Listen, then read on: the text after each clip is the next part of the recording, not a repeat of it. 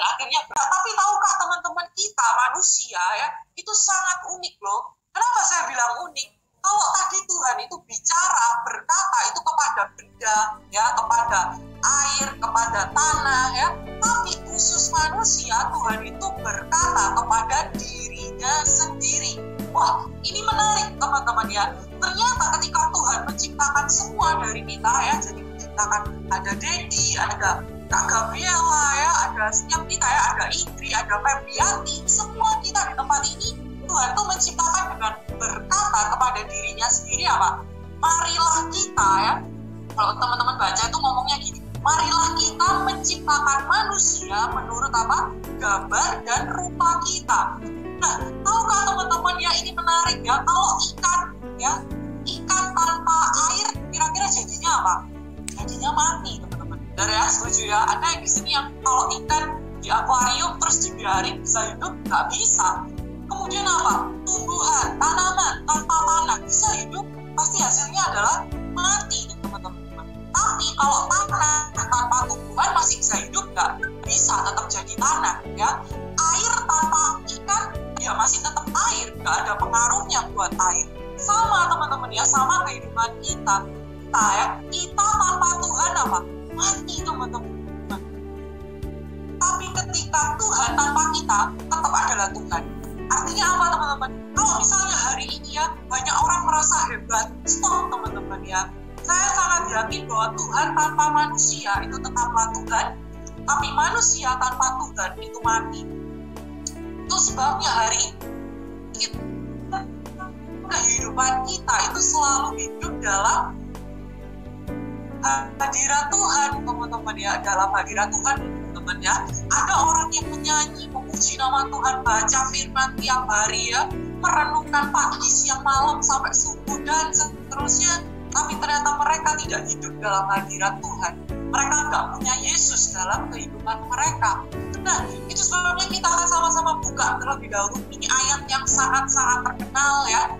Mungkin saya bisa minta tolong satu teman kita buat baca ya. Mungkin siapa? Yang dari Trawas tadi siapa? Oh ya, Rahel ya. Rahel bisa minta tolong bacain bentar Kak. Oke.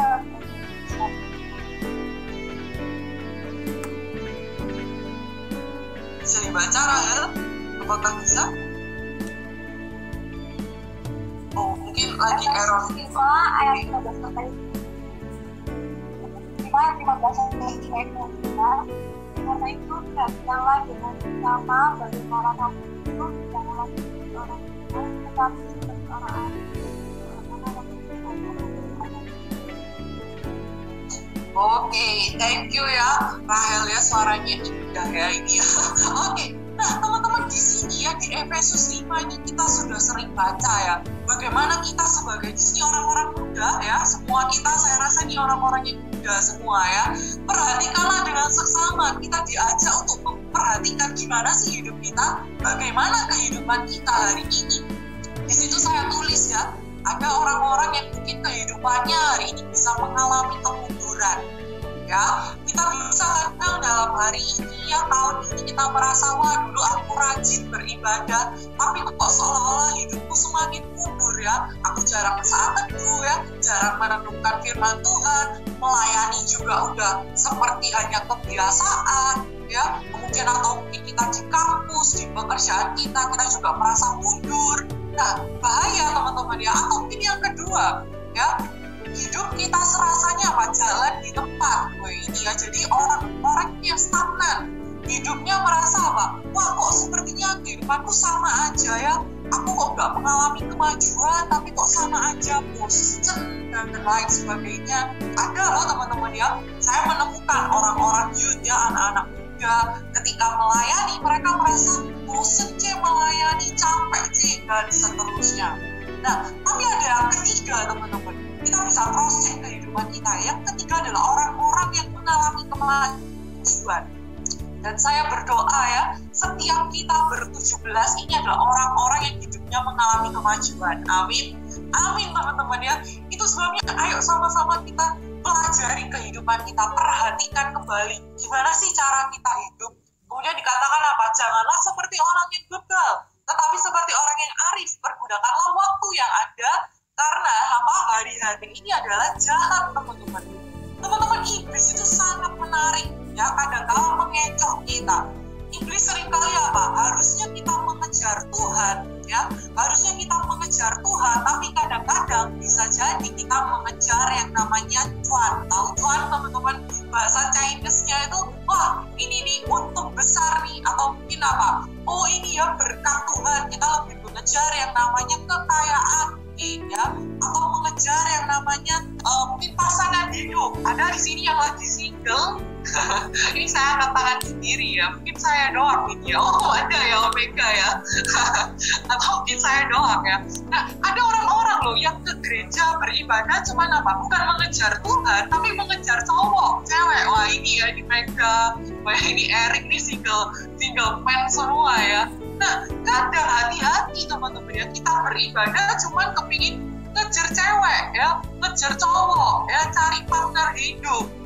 Boleh nggak sih? Ya, saya berdoa ya partner-partner kita ada di dalam Tuhan ya semua ya. Tapi sekali lagi jangan sampai kita kehilangan fokus, teman-teman ya. Itu sebabnya banyak orang yang tiba-tiba nih pindah gereja atau pindah apa gitu ya. Kenapa? Karena merasa, wah, orang yang aku suka pindah gereja, pindah pelayanan, atau mungkin bahkan ada yang pindah agama, ini yang ekstrim ya. Wah, ya udah deh aku ikutan. Nah, ini yang jadi bahaya, teman-teman ya. Kita bukan mengejar Tuhan, malah mengejar cewek, mengejar kedudukan, mengejar kehormatan. Ada loh orang-orang yang kepingin dihormati ya. Kita kepingin terima pujian, tapi kita lupa harusnya pujian itu cuma buat Tuhan, kemuliaan itu buat Tuhan, teman-teman ya. Nah, itu sebabnya harus hati-hati. Hari-hari ini adalah jahat. Jangan sampai hadirat Tuhan, Yesus yang ada dalam hidup kita itu pergi dari kehidupan kita. Oke, saya akan lanjutkan. Sebab itu janganlah kamu bodoh, tetapi usahakanlah supaya kamu mengerti kehendak Tuhan, dan janganlah kamu mabuk oleh anggur, karena anggur menimbulkan hawa nafsu. Nah, ini ya, banyak orang-orang ada yang namanya itu 3, teman-teman ya, keinginan daging, keinginan mata, sama keangkuhan hidup. Nah, ini juga bahaya ya. Ada orang-orang yang suka, hari ini siapa sih yang lagi online gitu ya, Instagram, kita lihat, wah barangnya bagus nih, atau Shopee, siapa yang centung-centung, tahu centung-centung ya, notifikasi Shopee itu bunyi terus ya, Tokopedia dan lain sebagainya. Cewek-cewek terutama ya, kita, wah ini kok bagus dan lain sebagainya, kita kepingin belanja terus ya. Nah, itu harus hati-hati, teman-teman ya, jangan sampai hidup kita terpengaruh oleh hawa nafsu. Nah, kemudian apa lagi? Tapi dikatakan tetapi hendaklah kamu penuh dengan roh, teman-teman. Wah, ini menarik, kita sama-sama katakan roh ya. Roh Tuhan jangan sampai hilang dari hidup kita. Apa sih kehilangan yang paling kalian takutkan? Kehilangan yang paling kalian takutkan? Mungkin banyak orang bilang, aku takut kalau kehilangan orang yang aku kasih. Atau mungkin ada lagi, aku takut kalau kehilangan harga diri. Atau mungkin, aku takut kalau kehilangan hartaku, DC uang atau di dompetku, dan lain sebagainya. Kita bisa takut kehilangan banyak hal, teman-teman ya. Tapi tahu nggak, belajar dari Daud, teman-teman ya. Daud ketika di masa-masa sukar, di masa-masa dia berdosa, dia itu bilang apa? Tuhan, ya kan, janganlah mengambil rohmu daripadaku. Nah, ini yang menarik, teman-teman. Daud saat itu nggak peduli, dia mau kehilangan jabatan, dia mau kehilangan pengikut, ya, follower. Kita kan sering kali kalau di Instagram cari yang namanya follower, ya kan, bahkan mungkin sampai beli follower ada di luar sana ya, teman-teman ya. Tapi sekali lagi itu nggak penting, teman-teman. Yang penting apa? Biarlah kehidupan kita itu tidak kehilangan roh Tuhan.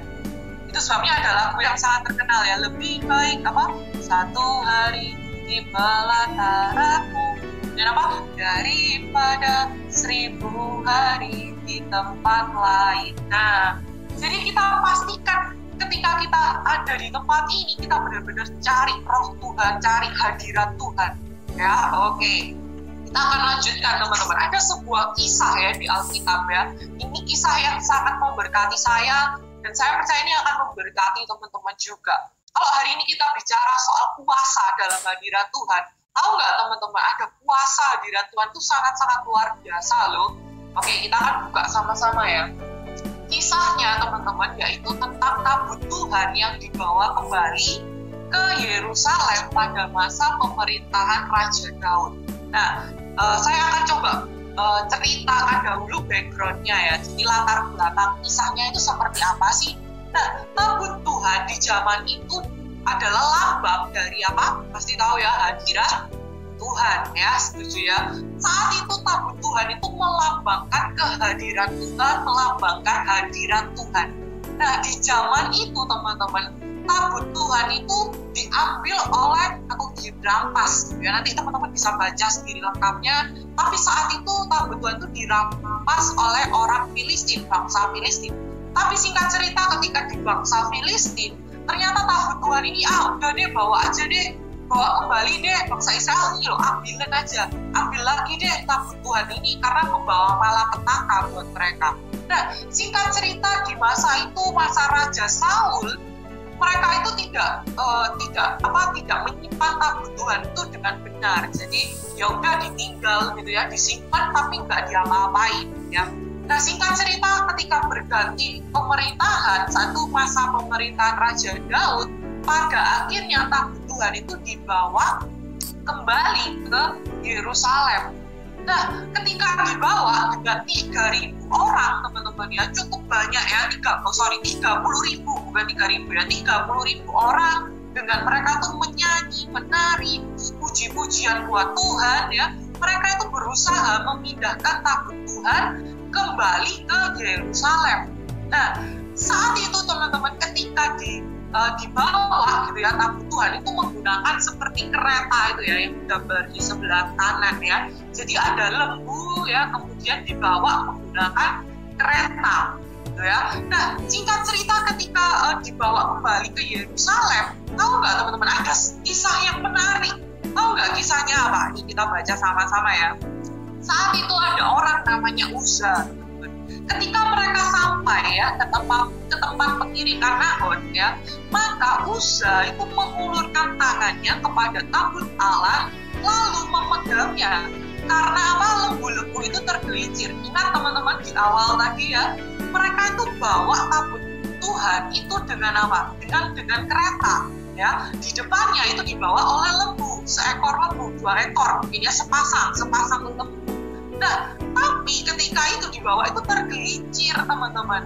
Nah, maksudnya Uza baik nggak sih? Maksudnya Uza baik teman-teman. Ini Uza ini bukan orang Jepang ya, karena biasanya yang Uza itu biasanya dari Jepang. Ini bukan orang Jepang ya. Uza teman-teman. Uza ini dengan motif yang baik, motivasi yang baik, spontan gitu ya. Wah, ini tabut Tuhan mau tergelincir nih, bahaya nih, kalau jatuh gimana, rusak dong ya. Nah, saat itu akhirnya Uza inisiatif ya kan, dia mengulurkan tangannya ya, dia pegang tabut Allah itu karena apa? Hampir jatuh. Nah, pertanyaannya, menurut teman-teman, hal yang dilakukan Uza ini baik nggak sih? Baik nggak? Coba kalau baik kasih jempol. Ini kalau apa? Baik nggak menurut teman-teman? Kan jagain tabut Allah ya kan? Baik teman-teman ya, benar ya. Hal ini baik loh teman-teman. Tapi ternyata yang menarik apa? Selanjutnya nih ya, kita baca ya. Bentar, apa yang terjadi setelah itu? Nah, maka bangkitlah murka Tuhan terhadap Uza. Wah, kok menarik. Kita mungkin heran ya. Loh, bentar Tuhan, kok bisa Tuhan itu marah ya? Bahkan apa, Allah ya, Tuhan itu membunuh dia di sana seketika itu juga. Karena keteledorannya itu, ia mati di sana dengan tabut Allah ini. Nah, teman-teman, di sini kita mungkin berpikir, loh kok aneh Tuhan, kok Tuhan marah bahkan sampai mati loh. Wah, ini kok dihukum ya, padahal kan dia melakukan hal yang baik untuk menjaga tabut Allah. Tapi tahu nggak teman-teman, kita harus tahu ternyata di zaman itu yang bisa pegang tabut Allah siapa? Hanya Imam Lewi. Dan bahkan kalau teman-teman tahu ya, sebenarnya tabut Allah itu dari zaman dahulu itu nggak pernah ada kasus di mana digunakan kereta. Harusnya apa ya, di apa, kalau istilahnya itu pakai pengusung ya.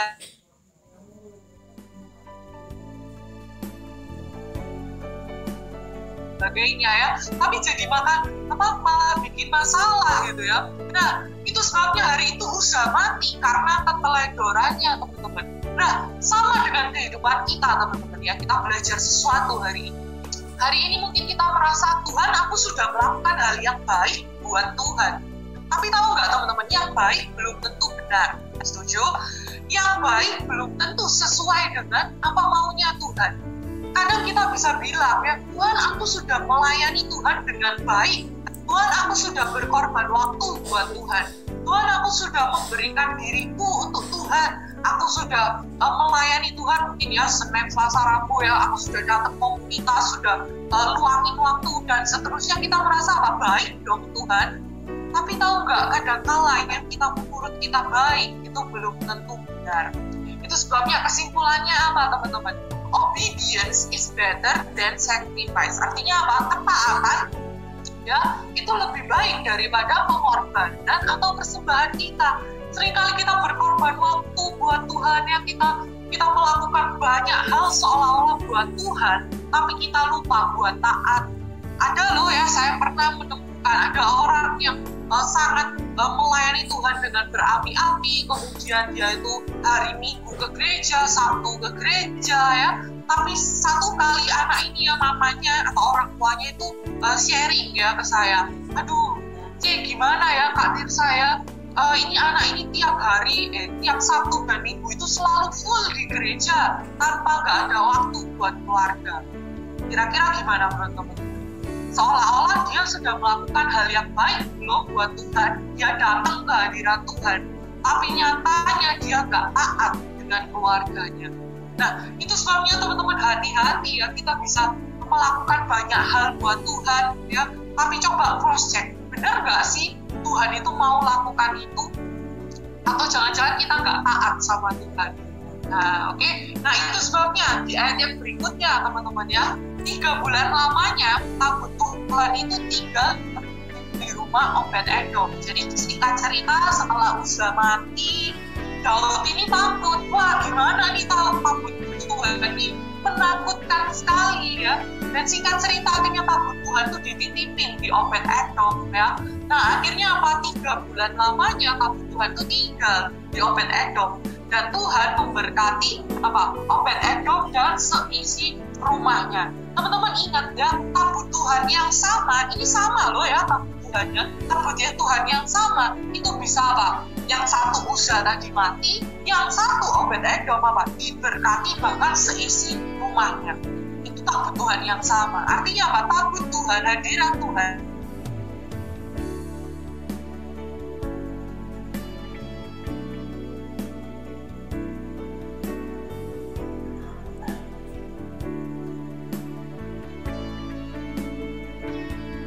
Ya udahlah ibadah main-main ya, ibadah nggak sungguh-sungguh ya. Ada orang-orang yang mungkin kalau nyanyi lagu Korea gitu bisa teriak-teriak gitu ya, tapi kalau udah nyanyi lagu rohani bising-bising gitu ya, atau mungkin nggak kedengeran suaranya. Apakah kita benar sungguh-sungguh di hadirat Tuhan? Itu pertanyaan teman-teman ya. Tabut Tuhan yang sama, hadirat Tuhan cuma 3 bulan itu bisa mengubah kehidupan Obed-Edom. Pertanyaannya teman-teman, sudah berapa lama kita kenal Tuhan? Kalau Obed-Edom baru 3 bulan loh, hadirat Tuhan itu ada, tapi sudah ada perubahan besar dalam kehidupan Obed-Edom. Hari ini kita sudah mengenal Tuhan berapa lama? Kita mungkin sudah ada dalam hadirat Tuhan, ada dalam ibadah berapa lama, berapa kali? Tapi pertanyaannya, apakah hidup kita sudah berubah, teman-teman? Atau jangan-jangan kita masih hidup dalam zona yang sama, hal-hal yang sama. Kita masih hidup dalam dosa, kita masih hidup dalam kebiasaan kita yang lama. Hati-hati, teman-teman ya. Pastikan kehidupan kita berubah di dalam Tuhan. Oke? Nah, secara cepat aja, teman-teman ya. Karena waktunya kayaknya sudah menipis ya. Nah, apa sih yang kita pelajari? Kenapa kok hadirat Tuhan itu bisa memberikan kuasa yang luar biasa atas hidup Obed-Edom? Yang pertama adalah Obed-Edom adalah orang yang rendah hati. Arti nama dari Obed itu adalah hamba ya. Jadi orang Obed-Edom ini adalah orang yang rendah hati. Bayangkan teman-teman, tabut Tuhan tadi itu sudah membuat orang jadi mati loh. Bayangin kalau teman-teman tiba-tiba ada benda ya kan, kemudian wah bahaya banget nggak sih datang ke rumah gitu kan. Tapi Obed-Edom mau menerima itu ya. Amsal 22 ayat yang keempat dikatakan apa? Ganjaran kerendahan hati dan takut akan Tuhan adalah kekayaan, kehormatan, dan kehidupan. Itu sebabnya pastikan kita adalah orang-orang yang rendah hati, teman-teman. Jangan merasa diri hebat ya. Kalau kita melalui masa sulit, itu bukan karena kehebatan kita, tapi kehebatan Tuhan. Nah, yang kedua, Obed-Edom adalah seorang yang penyembah. Ya, penyembah itu teman-teman ya. Di situ ada kata, ada nama Obed-Edom. Ya, sedang Matika, Elifele ini namanya unik-unik ya. Mikneia dan siapa Obed-Edom, Yeyel dan Azaya harus memainkan apa? Kecapi. Wah, ini dia melayani loh ya. Nah, jadi ternyata apa teman-teman? Ternyata dia adalah seorang pelayan ya. Dia melayani Tuhan, memainkan kecapi ya. Bahkan dengan 8 nada lebih rendah tingkatnya untuk mengiringi nyanyian. Gak tahu itu kalau 8 nada lebih rendah itu gimana ya? Apa gimana? Gak tahu ya. Itu mungkin Omega lebih tahu ya. Nada yang rendah ya. Nah, tapi yang pasti dia adalah penyembah teman-teman ya. Dan di situ saya tulis ya, penyembah atau penyembahan itu bukan soal aktivitas. Ya, kalau kita menyanyi sebagai rutinitas, menyanyi lagu rohani sampai ketiduran itu mungkin aktivitas ya. Ada di sini yang kalau mau tidur dengerin lagu rohani aja deh, tapi sambil ketiduran, sambil ngorok gitu ya. Tapi penyembahan itu bukan soal aktivitas ya, tapi sikap hati ya. Jadi penyembahan itu adalah penyembahan yang benar, yang sejati itu keluar dari roh teman-teman ya, keluar dari roh kita. Jadi benar-benar sikap hati kita. Kalau ada orang yang mengeluh, itu berarti sikap hatinya bukan sikap hati yang menyembah Tuhan ya, tapi ngomel sama Tuhan, menggerutu. Nah, itu beda. Tapi kalau menyembah berarti kita selalu memuji Tuhan, selalu bersyukur, selalu mengagungkan Tuhan, itu menyembah ya. Oke, terus kemudian kita akan lanjutkan ya. Oke. Ini singkat aja deh teman-teman ya. Ini salah satu contoh ya di mana seorang penyembah sejati itu adalah Daud ya. Singkat cerita, Daud itu apa ini dikatakan ya, ketika Daud dan orang-orangnya sampai ke kota itu, tampaklah kota itu apa? Terbakar habis. Ini ngeri ya teman-teman ya, datang ke kota ternyata kotanya habis loh, terbakar. Bahkan istri serta anak mereka laki-laki dan perempuan apa? Ditawan, sudah kotanya habis, terbakar. Istri anak-anak ditawan. Ya, saat itu apa yang terjadi? Daud menangis ya dengan rakyat yang bersama-sama dengan dia itu, dengan suara yang nyaring sampai mereka tidak kuat lagi menangis. Ada di sini yang pernah mengalami ini. Kita sampai suatu titik kita merasa sulit sekali, sampai kita merasa menangis sampai aduh Tuhan nggak bisa keluar air mata lagi ya. Karena terlalu kuat menangis kita nggak tahu lagi ya. Nah, sampai saat itu teman-teman ya, Daud apa dikatakan lagi ya, juga kedua istri Daud ditawan ya, Ahinoam perempuan Israel dan Abigail bekas istri Nabal orang Karmel itu. Dan Daud dikatakan apa? Sangat terjepit. Bayangkan, kota terbakar. Yang kedua apa? Istri dan anak-anak ditawan. Kemudian dia sampai menangis ya, sampai dia bahkan ditulis terjepit. Kenapa? Karena rakyat yang harusnya sepenanggungan sama dia ternyata melempari, menyalahkan dia. Wah, ini kesusahan gara-gara kamu gitu ya. Nah, bayangkan di kondisi itu teman-teman, kalau dia bukan seorang yang benar-benar menyembah Tuhan, dia akan menggerutu sama Tuhan. Tapi saat itu apa yang terjadi? Di ayat ini dikatakan, tetapi Daud apa? Menguatkan kepercayaannya kepada Tuhan. Di masa-masa sulit teman-teman ya, Daud bukan mengeluh, tapi di masa-masa sulit Daud menjadi seorang yang benar-benar mau menyembah dari rohnya, sampai dia bisa apa? Ya Tuhan, aku mau tetap menguatkan kepercayaan aku kepada Tuhan. Nah, itu sebabnya hari ini ayo sama-sama kita belajar ya, di masa-masa sulit jangan kita kendor teman-teman ya, tapi kita mau percaya kita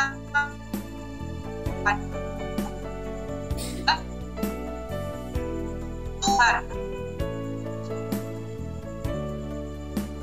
Oke, kita balik lagi nyata teman-teman.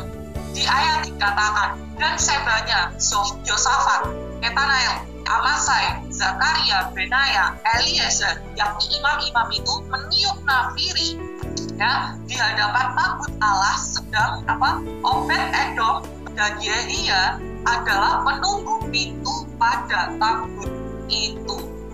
Teman-teman, ternyata hari itu setelah dia diberkati secara luar biasa ya, dia terima sebuah perang yang sangat luar biasa. Ketika tabut Allah akhirnya mau dibawa ya, saat itu Obed-Edom pergi keluar ikuti tabut Allah, bahkan dia mau terus ya setia, mau tetap terus dekat sama tabut itu, tabut Allah, kehadiran Tuhan, kehadiran Tuhan, yang mau terus dia meninggalkan yang namanya dia mau tertinggal. Nah, artinya apa? Dia mengasihi Tuhan lebih dari berkat yang dia sudah terima. Hari ini teman-teman, pertanyaannya, kita lebih senang sama berkat Tuhan apa kita senang dengan hadirat Tuhan? Kadang ada orang-orang yang datang sama Tuhan cuma cari berkatnya doang, cuma cari kesembuhan, cuma cari pelepasan, cuma cari sukacita dan seterusnya. Tapi kita lupa ya, yang harusnya kita punyai bukan berkat, teman-teman ya. Berkat itu mengikuti. Tapi ketika kita punya Yesus, kita punya hadirat Tuhan, ya, itu adalah hal yang luar biasa yang bisa terjadi dalam hidup kita. Itu sebabnya kesimpulannya, teman-teman ya, ingat di awal tabut Tuhan yang sama itu bisa membuat Uza mati, tapi di satu sisi tabut Tuhan yang sama itu bisa memberkati Obed-Edom dan seisi keluarganya. Hari ini teman-teman, Yesaya 1 ayat 12 sampai 13 ini mungkin menjadi tamparan buat setiap kita ya. Apabila kamu datang untuk menghadap di hadirat Tuhan, jangan lagi membawa persembahanmu yang tidak sungguh, sebab baunya adalah kejijikan buat Tuhan. Itu sebabnya teman-teman, hari ini ketika kita datang ke hadirat Tuhan, kita datang ke ibadah, ke komunitas, kita mau beribadah, jangan sampai kita ibadah dengan asal-asalan. Karena saya percaya ada hadirat Tuhan malam hari ini yang sanggup ya, yang punya kuasa. Di satu sisi itu bisa seperti Uza ya, bahkan di perjanjian lama bisa membuat orang mati ya. Itu sebabnya jangan main-main dengan hadirat Tuhan. Tapi di satu sisi ya, kita bisa terima berkat Tuhan, bukan cuma berkat secara materi ya teman-teman, tapi berkat sukacita ya, berkat pengurapan Tuhan ya, berkat damai sejahtera, bahkan kuasa yang Tuhan beri buat setiap kita akan terima ketika kita nggak main-main dengan hadirat Tuhan. Sama-sama kita mau tundukkan kepala ya, kita akan berdoa terlebih dahulu buat malam hari. Terima kasih Yesus, terima kasih Roh Kudus buat kebenaran firman Tuhan. Tuhan, kami tahu Tuhan hari-hari ini mungkin kami melewati masa-masa yang sulit, masa-masa yang sukar dalam kehidupan kami Tuhan. Tapi kami tahu ketika kami berjalan sendiri kami mati Tuhan, kami nggak pernah bisa Tuhan. Tapi ketika kami melewatinya bersama dengan Tuhan, bersama dengan hadirat Tuhan, saya percaya kami akan terima kuasa yang dari Tuhan. Kami bisa melewati musim kami dengan baik Tuhan, persoalan kami dengan baik, dan kami keluar Tuhan menjadi pemenang Tuhan. Dan kami berdoa Tuhan membuat setiap kami yang hadir, biarlah kami Tuhan belajar untuk lebih sungguh-sungguh akan hadirat Tuhan. Kami belajar sungguh-sungguh dalam beribadah, kami belajar sungguh-sungguh dalam saat teduh kami, dalam sekolah kami, dalam pekerjaan kami, dalam apapun yang kami lakukan Tuhan. Karena kami tahu ketika kami melewatinya dengan sungguh-sungguh, Kau terlebih antusias terhadap kehidupan kami Tuhan. Kau berkati setiap kami Tuhan, hadirat Tuhan kami undang masuk dalam hidup kami. Kami undang Yesus terus menuntun setiap kehidupan kami. Terima kasih Yesus, di dalam satu nama Tuhan Yesus Kristus kami sudah berdoa dan kami ucap syukur. Haleluya, amin. Tuhan Yesus berkati semuanya.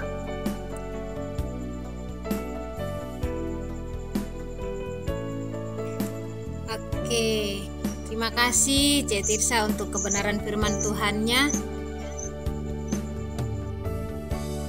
Teman-teman yang merasa dengan kebenaran firman Tuhan. Yuk kasih reactionnya. Dan diberkati dengan firman Tuhan malam hari ini. Iya, ada Kak Rahel, Kak Mega, teman-teman banyak yang kasih reaction. Berarti saya percaya kita semua diberkati dengan kebenaran firman Tuhan malam hari ini. Oke, teman-teman, langsung saja saya akan membuka sesi Q&A. Ada yang mau bertanya, mungkin kita kasih dulu dengan dua penanya. Silakan kalau ada, mungkin bisa reactionnya atau bisa open mic-nya, open cam-nya untuk bisa tanyakan langsung kepada Tete Tirsa.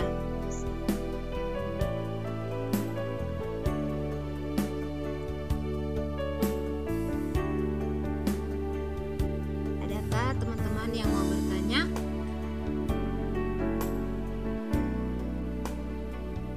Oke, berarti saya yakin semua diberkati ya. Kalau begitu kita langsung saja, mungkin ada yang mau sharing tentang tema kita pada malam hari ini. Ada yang mau berbagi? Mungkinkah ini ada apa? Ada Kak Mega, ada Kak Duta, ada Kak Dedi, ada Kak Omega.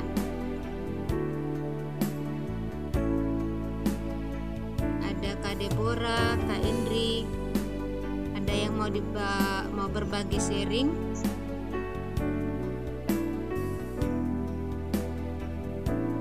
Ada Kak Tabita, Beta Simanulang, ada Kak Jelita.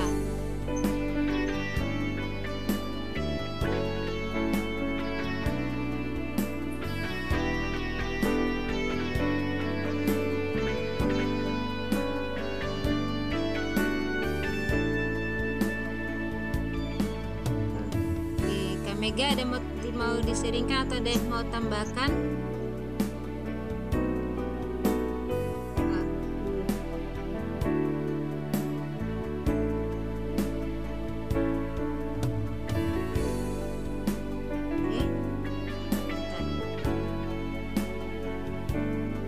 Ada pertanyaan dari Kak Deborah. Kak, gimana supaya kita bisa lebih sungguh-sungguh datang ke hadirat Tuhan, terutama di masa sulit? Mungkin bisa langsung.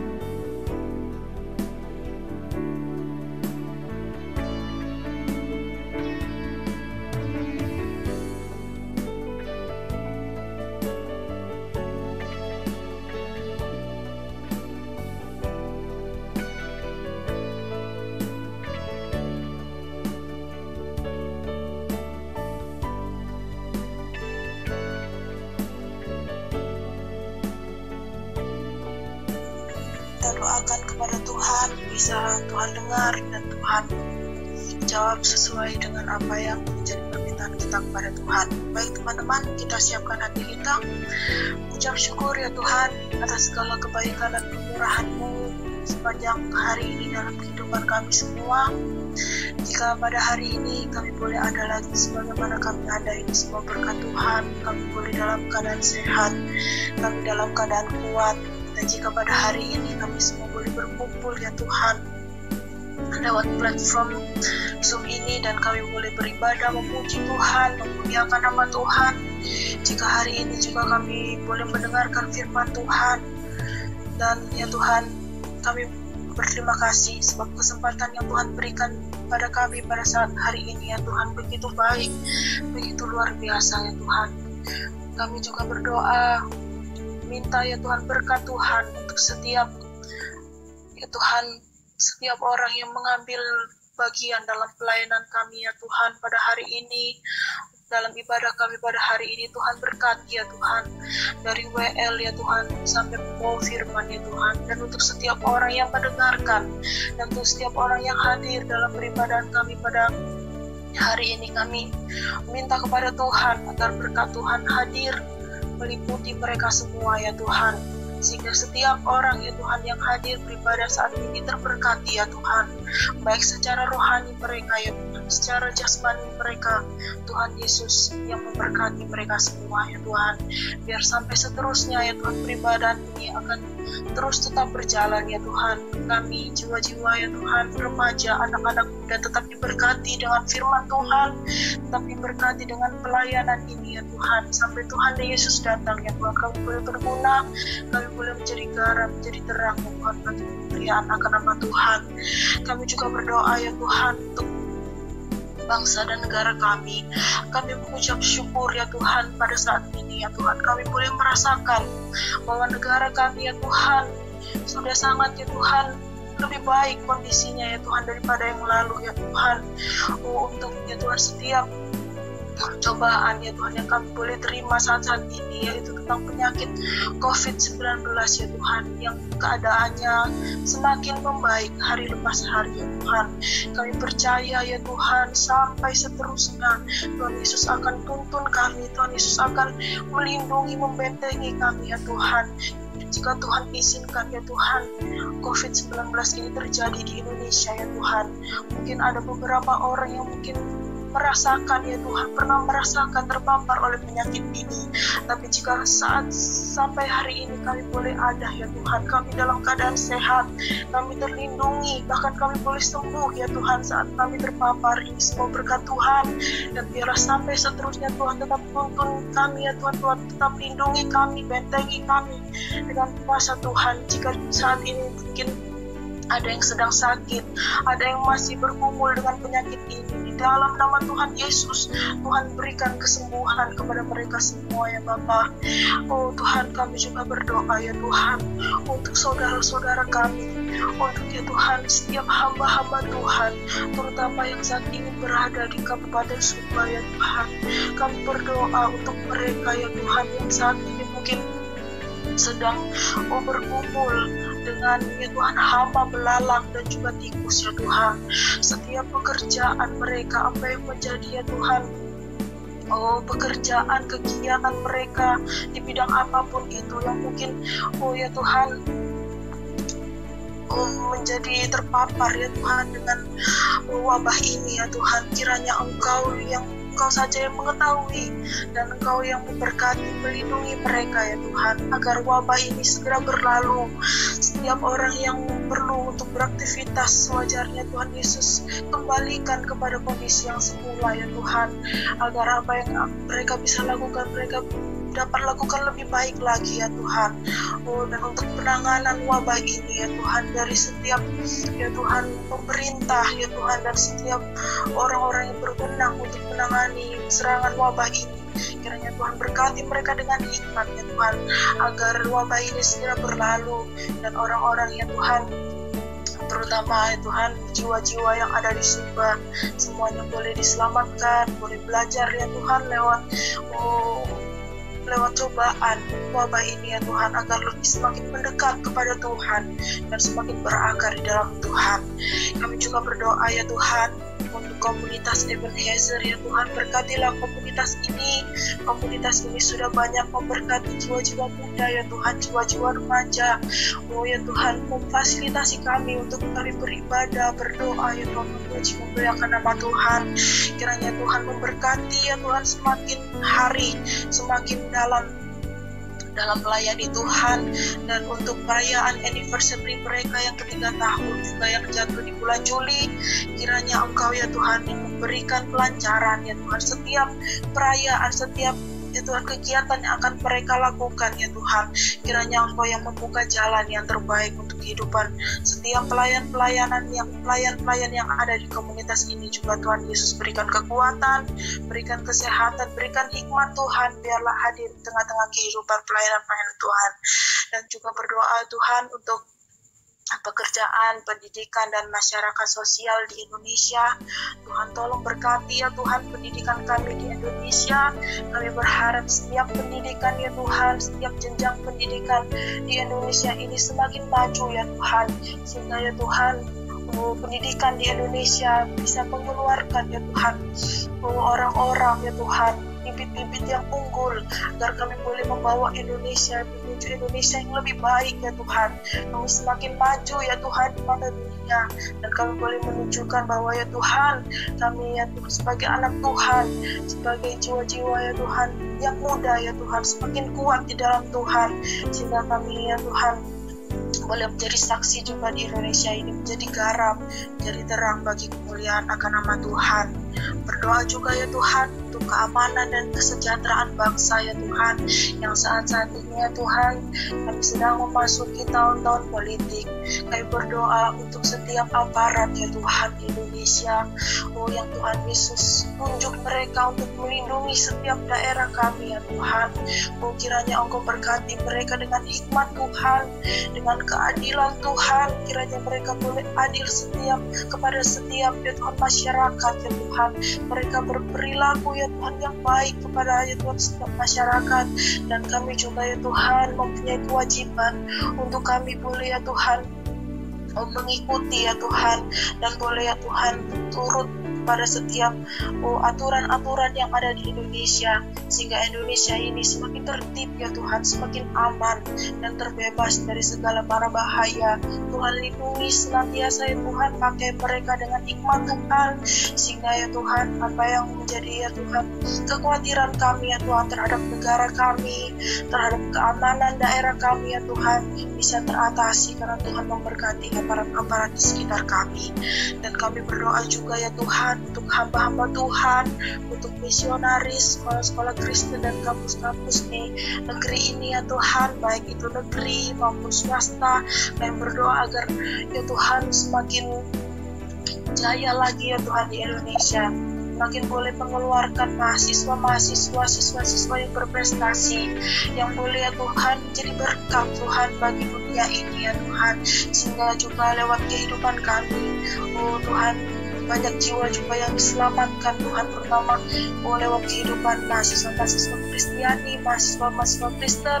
Biarlah kami juga boleh hidup berdampingan dengan baik dengan setiap siswa-siswa yang ada di sekitar kami, maupun mereka yang ya Tuhan dalam perbedaan agama ya Tuhan, kami boleh hidup berukun dengan mereka.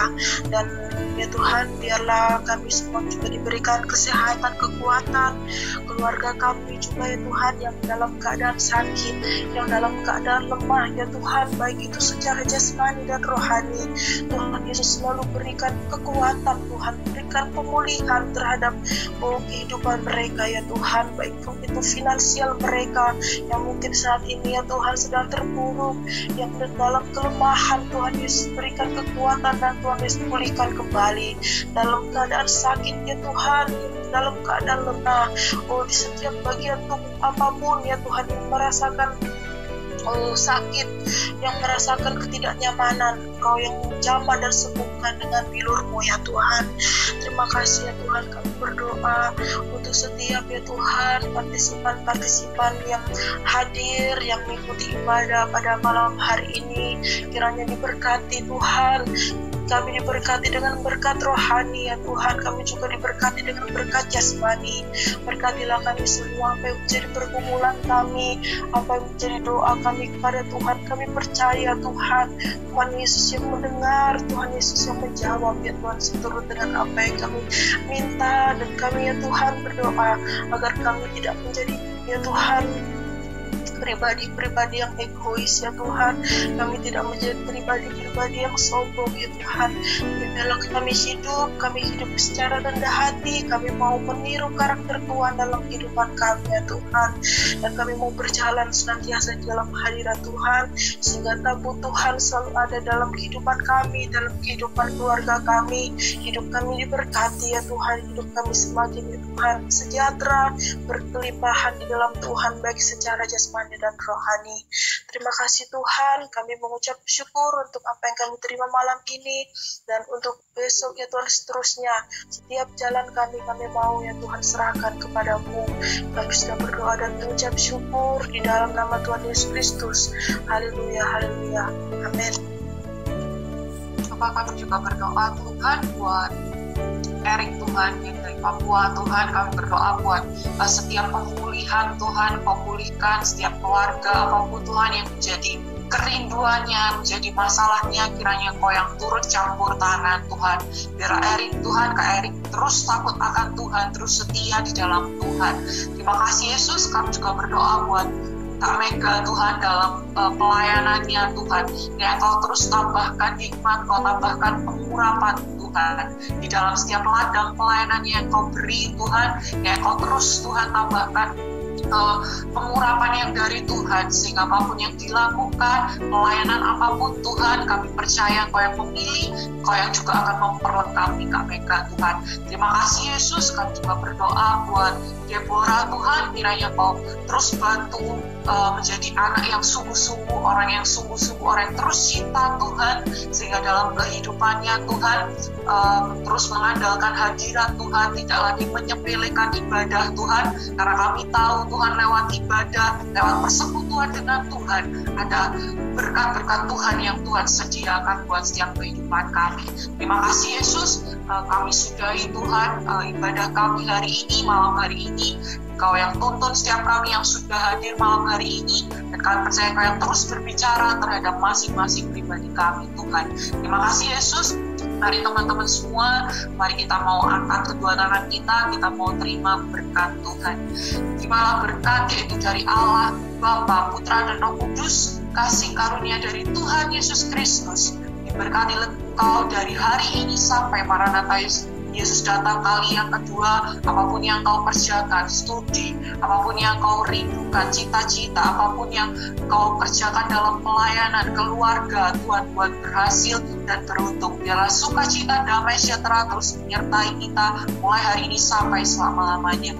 Di dalam satu nama Tuhan Yesus Kristus, semua yang percaya dan sudah terima berkat, mari sama-sama kita mau katakan amin. Tuhan Yesus berkati.